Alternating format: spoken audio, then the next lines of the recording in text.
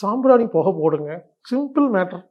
இதெல்லாம் நல்லதா கெட்டதான்னு எப்படி கண்டுபிடிக்கிறதுனா, அந்த கறி இருக்கு இல்லையா, அது கருப்பா மாறினா கெமிக்கல், வெள்ளையா மாறினா ஆர்கானிக். Simple idea. விளக்கு பத்த வைங்க, வீடு பாசிட்டிவா இருக்குங்க. கச்சரா மாதிரி கிடக்கும், இல்லை துணி இல்லை கிடக்கும், அந்த வீட்டில் எப்படிங்க நிம்மதியாக வாழ முடியும்? வீடு சுத்தமாக இருக்க வேண்டும். வீடு சுத்தமாக இருக்க வேண்டும். ஹோமம் நடத்துங்கள், அடிக்கடி ஹோமம் நடத்துங்க. அந்த காலத்துல எல்லாம் அக்னி கோத்திரம் சொல்லிட்டு டெய்லி ஹோமம் நடத்துறதா வேலையாவே இருந்திருக்கிறாங்க. இப்போ அட்லீஸ்ட் வாரத்தில் ஒரு நாள் நடத்தலாமே. யாரும் ஐயரை கூட்டிட்டு வந்து நடத்த வேண்டியது இல்லைங்க. ஹோமம்ங்கிறது அவங்க வீட்டில் இருக்கிறவங்க பண்ணுங்க. இப்போல்லாம் சின்னதாக கிடைக்குது ஹோமம் நடத்துறதுக்கு. பூஜை ஜாமான கடையில் போய் குட்டியாக ஹோமம் நடத்துறதுக்கு வாங்கி வச்சுட்டு எதையாவது போட்டு கொஞ்சம் போட்டு டெய்லி ஒரு வாரத்துக்கு ஒரு நாள் இது ஒரு ஹோமம் பண்ணுங்க. ஹோமம் பண்ணால் வீடு பாசிட்டிவாக இருக்கும். இல்லை கிறிஸ்டின்ஸாக இருந்தாலும் ஜெபம் பண்ணுங்க. இல்லை முஸ்லீம்ஸாக இருந்தாங்கன்னா உட்காந்துட்டு தொழுங்க. நிறைய பேர் உட்காந்துக்கிட்டு நீங்கள் இறைவனை பிரார்த்தனை பண்ணுங்க. நீங்கள் எந்த மதமாக இருந்தாலும், எந்த ஜாதியாக இருந்தாலும், எந்த இனமாக இருந்தாலும் எல்லாரும் ஒன்று சேர்ந்து கூட்டு பிரார்த்தனை பண்ணுங்க, ஜெபம் பண்ணுங்க, ஹோமம் பண்ணுங்க, பாத்தியா ஓதுங்க. ஏதாவது பண்ணும் பொழுது அந்த வீடு பாசிட்டிவாக மாறுகிறது. எளிமையான வேலைங்க, இதை யாருமே செய்கிறது இல்லைங்க.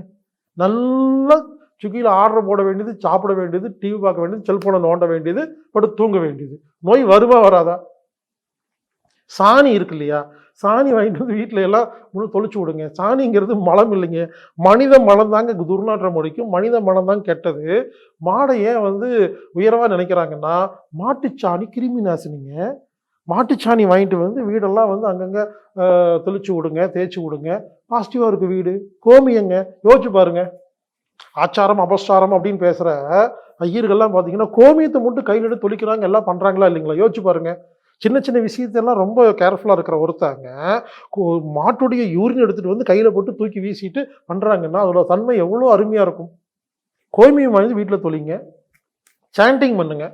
இல்லை சாண்டிங் ஸ்பீக்கர் வச்சு போடுங்க. உங்களுக்கு பிடிச்ச சாண்டிங் எந்த மதமாக இருந்தாலும் அந்தந்த மதத்தில் இருக்கிற வரிகளை ஒப்பிக்கிற மாதிரி ஒரு செல்ஃபோன்லேயே ஏதோ ஒரு ஸ்பீக்கர், சின்னதாக ஸ்பீக்கர் வச்சுக்கிட்டு மைல்டாக ஓம் சாண்டிங்கு, இல்லை ஒரு கந்த சஷ்டி கவசம், இல்லைன்னா கிறிஸ்டின்ஸாக இருந்தால் நீங்கள் பாட்டு போடுங்க, முஸ்லீம்ஸாக இருந்தால் நீங்கள் உங்களுக்கு பிடிச்ச முஸ்லாமிய பாட்டுகளை போடுங்க. ஆக மொத்தம் வீட்டுக்குள்ளே எப்பவுமே மைல்டாக ஒரு ஆன்மீக ஒலி, ஒரு ஃப்ளூட் மியூசிக், இது மாதிரி ஏதாவது மெதுவாக கேட்டிருந்தா அந்த வீடு நல்லா இருக்குமா இல்லையா? இதெல்லாம் சாதாரண விஷயங்க, எளிமையான விஷயங்க, ரொம்ப சாதாரண விஷயங்க. கடைசியாக ஒன்று சொல்கிறேங்க. இந்த வாடகைக்கு வீடு வாங்க போகும்போது, சொந்தமாக வீடு வாங்க போகும்போது இந்த புரோக்கர்லாம் சொல்லுவாங்க, சார் இந்த வீடு சார் அருமையான வீடு, நீங்கள் வாடகைக்கு வாங்க சார், நல்லா இருப்பீங்க. ஏற்கனவே ஒருத்தர் இருந்தார் சார், அவங்க பொண்ணுக்கு அழகாக கல்யாணம் பண்ணி செட்டில் ஆகிட்டார் சார். ஏற்கனவே இங்கே ஒருத்தர் இருந்தார் சார், ப்ரமோஷன் வாங்கிட்டு போயிட்டார் சார். நல்லா கேவீங்க, பாசிட்டிவாக சொல்லுவாங்க. ஏன்னு தெரியுமா? இது முக்கியமான விஷயங்க. ஒரு வீட்டில் ஒரு குடும்பம் பல வருடமாக வசிக்கும் பொழுது அவர்களது அந்த எண்ண பதிவுகள் சுவற்றில் அந்த ஏரியாவில் பதிவாகிவிடும். ஸ்பேஸ்ல அவங்க காலி பண்ணி போனோன்னே நீங்க அந்த வீட்டுக்கு குடி போனீங்கன்னா, ஒருவேளை அவங்க நெகட்டிவா ஏற்கனவே வாழ்ந்துட்டு போயிருந்தாங்கன்னா அந்த வைப்ரேஷன் உங்களுக்கு வருங்க. ஆமாங்க ஆமாங்க, இது எவ்வளவு பெரிய முக்கியமான விஷயம் தெரியுங்களா? இது யாருமே பார்க்கறதே இல்லைங்க. பல பேர் சொல்லுவாங்க, பிஸ்னஸ் நல்லா பண்ணிட்டு இருந்தாங்க, ஒரு வருஷமாவே டல்லா இருக்கு. அடுத்த கேள்வி கேட்பேன், இந்த ஒரு வருஷத்துல கரெக்டா ஒரு வருஷம் முன்னால என்ன ஆச்சு? ஒண்ணு உங்களுக்கு கல்யாணம் ஆயிருக்கணும், இல்லைன்னா வேலை மாத்திருக்கணும், இதற்கே அவன் வீட்டை மாத்திட்டாமாங்க. இங்க எதுக்கு இப்போ ஒரு வருஷம் ஆச்சு அப்படிப்பாங்க. அப்ப ஏற்கனவே இந்த வீட்டில் இருக்கிறவங்க கடன் வாங்கி ரொம்ப துன்பத்துல இருந்து கடன் கடன் கடன் கடன் புலம்பிட்டே இருந்து ரெக்கார்ட் பண்ணி போயிருந்தாங்கன்னா அந்த ரெக்கார்டு உங்களுக்கு வருமா இல்லையா? எந்த புரோக்கராவது இங்கே ஏற்கனவே ஒருத்தர் இருந்தாருங்க, ரொம்ப கடன் ஆயிடுச்சு, ஊரை விட்டு ஓடிட்டாருங்கன்னு சொல்லியிருக்கு, பார்த்துருக்கீங்களா? ஏன்னா சொல்ல மாட்டாங்க. ஆமாங்க, இது உங்களுக்கெல்லாம் புரியுறது இல்லைங்க. ஏன்னா நீங்கள் வேற உலகத்தில் வாழ்றீங்க. சென்சிட்டிவாக இருக்கிற சில பேர்த்துக்கு புரியும். இப்போ நான்லாம் பார்த்தீங்கன்னா பெருமைக்கு சொல்ல நினைக்காதீங்க, என் பக்கத்தில் யாராவது கொஞ்ச நேரம் பேசிகிட்டு இருக்கும் பொழுதே அவங்க நல்லவங்களா கெட்டவங்களா ஓரளவுக்கு ஜட்ஜ் பண்ண முடியுங்க. பேசுறதை வச்சு இல்லைங்க, வைப்ரேஷன். ஒரு வீட்டுக்கு போனாவே இந்த வீட்டில் இருக்கிறவங்கெல்லாம் இன்பமாக இருக்கிறாங்களா துன்பமாக இருக்கிறாங்களா எக்ஸாக்டாக சொல்ல முடியாது, ஆனால் சம்திங் சொல்ல முடியும். ஒரு வீட்டுக்கு கெஸ்ட்டாக போவேன், அவங்க வீட்டு பெட்ரூமில் படுத்திருப்பேன், அவங்க வீட்டுக்குள்ள உட்காந்து சாப்பிட்ருப்பேன். அப்போ அங்கே நான் டென்ஷனாக இருப்பேன். புரிஞ்சுக்கோ, ஓஹோ இங்கே இருக்கிறவங்களாம் டென்ஷனாக இருக்காங்களா?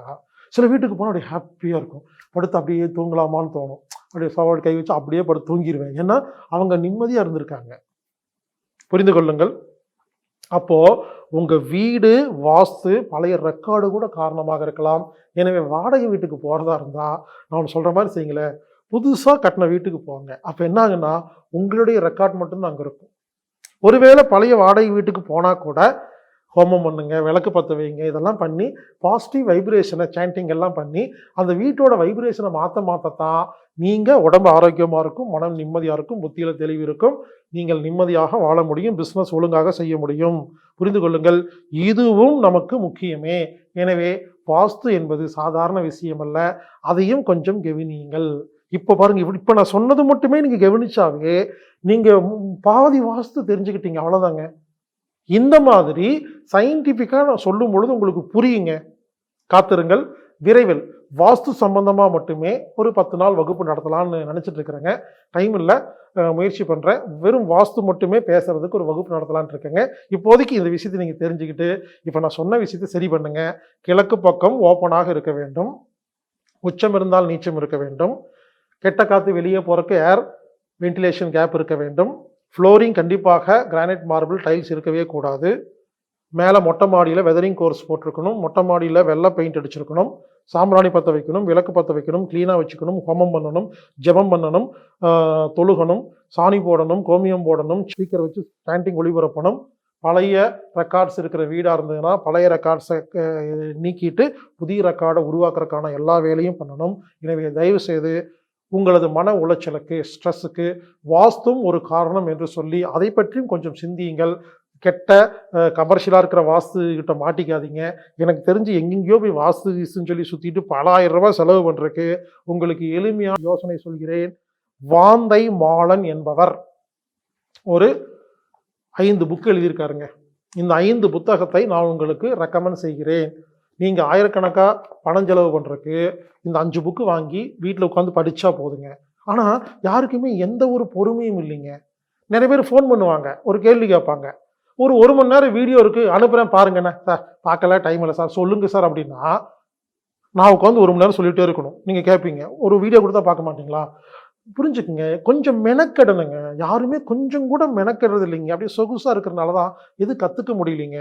வாஸ்து வேணும்னா யாரையும் நம்பாதீங்க, நீங்களே கற்றுக்குங்க. புரிஞ்சுக்குங்க, இனிமேல் கற்றுக்கிறது கூட ஒரு ஜாலிங்க, அது கூட ஒரு என்டர்டெயின்மெண்ட்டுங்க, பொழுதுபோக்குங்க. அதனால் உங்களுக்கு நான் 5 புத்தகங்கள் உங்களுக்கு பரிந்துரைக்கிறேன். மனிதனை உயர்த்தும் மனையடி சாஸ்திரம், மனிதனை உயர்த்தும் மனையடி சாஸ்திரம், வாந்தே மாலன் அவர்கள் எழுதினது. அனுபவ வாஸ்து சாஸ்திரம், அனுபவ வாஸ்து சாஸ்திரம், வாந்தே மாலன் அவர்கள் எழுதினது. வாஸ்து சாஸ்திரம் கேள்வி பதில்கள், வாஸ்து சாஸ்திரம் கேள்வி பதில்கள், வாந்தை மாலன் அவர்கள் எழுதினது. வாஸ்து சாஸ்திரம் கேள்வி பதில்கள் பாகம் 2, வாஸ்து சாஸ்திரம் கேள்வி பதில்கள் பாகம் 2, வாந்தே மாலன் அவர்கள் எழுதியது. புதிய வீடு கட்டுபவர்களுக்கான வாஸ்து ஆலோசனைகள், புதிய வீடு கட்டுபவர்களுக்கான வாஸ்து ஆலோசனைகள், வாந்தே மாலன் அவர்கள் எழுதினது. நண்பர்களே, தயவு செய்து 5 புக்கு தான். இந்த 5 புத்தகங்களும் அம்மி தற்சார்பு சந்தையில் கிடைக்கும், அம்மி இயற்கை அங்காடியில் கிடைக்கும். www.aammi.com போய் நீங்கள் ஆன்லைனில் பர்ச்சேஸ் பண்ணிக்கலாம். ஒருவேளை ஆன்லைன் பர்ச்சேஸ் தெரியாதவங்க மட்டும் 9500655548 ஃபோன் பண்ணி நீங்கள் கொரியர் மூலமாக வாங்கிக்கலாம். எனவே வாஸ்து கற்றுக்கொள்ளுங்கள். கண்டிப்பாக வாஸ்துப்படி உங்கள் வீட்டை மாற்றுங்கள். வாஸ்துப்படி மாற்றிட்டாவே என்ன கேட்டாங்க, நம்ம ஒன்றுமே பண்ண வேண்டாங்க, வாஸ்து இருக்கிற வீட்டில் இருந்தாவே ஹாப்பியாக இருப்போம். புரிஞ்சுங்களா? நம்ம கஷ்டப்பட்டு யோகா பண்ணி, மூச்சு பயிற்சி பண்ணி, தியானம் பண்ணி, எவ்வளவோ நல்லது பண்ணி அந்த வீட்டுக்குள்ளே வந்தோன்னா மைண்ட் டல்லாகிறதுக்கு வீட்டை மட்டுமே மாற்றிட்டா அந்த வீட்டுக்குள்ளே போனாவே ஹாப்பியாக இருக்கலாங்க. எளிமையான வழிங்க. பல பேருக்கு இது புரியல, அதோட இம்பார்ட்டன்ட் தெரியல. அதனால நீங்கள் வாஸ்து பற்றி கவலைப்படுறதே இல்லை. எல்லாம் அடைச்ச வீட்டுக்குள்ளே டஞ்சன் மாதிரி வாழ்ந்துட்டு இருக்கோம். ஆமாங்க, இந்த புக்கில் எல்லா விஷயங்கள் இருக்குங்க. ஒரு விஷயம் இல்லை, எல்லா விஷயம் இருக்குது. 8 திசைன்னா என்ன, கண் திருஷ்டின்னா என்ன, ஆயாதி பொருத்தம்னா என்ன, குழி முறிவுன்னு என்ன, 16 இப்போ எப்படி நம்ம பொண்ணு மாப்பிள்ளை பார்க்கும்போது பொருத்தம் பார்க்குறோம் இல்லைங்களா, அது மாதிரி வீடு கட்டுறதுக்கு 16 பொருத்தம் பார்க்கணுங்க. கர்ப்ப பொருத்தம், ஆதாய பொருத்தம், செலவு பொருத்தம், யோனி பொருத்தம், நட்சத்திர பொருத்தம், வார பொருத்தம், அங்கிச பொருத்தம், ஜாதி பொருத்தம், திதி பொருத்தம், ராசி பொருத்தம், வயது பொருத்தம், நேத்திர பொருத்தம், சூத்திர பொருத்தம், யோக பொருத்தம், பஞ்சத் பொருத்தம், திக்கு பொருத்தம்னு 16 பொருத்தங்கள் வீடு கட்டும் போது பார்க்கணுங்க. இது எல்லாமே இந்த 5 புக்கில் இருக்குங்க. எனவே நண்பர்களே, வாஸ்து என்பது சாதாரண விஷயம் அல்ல.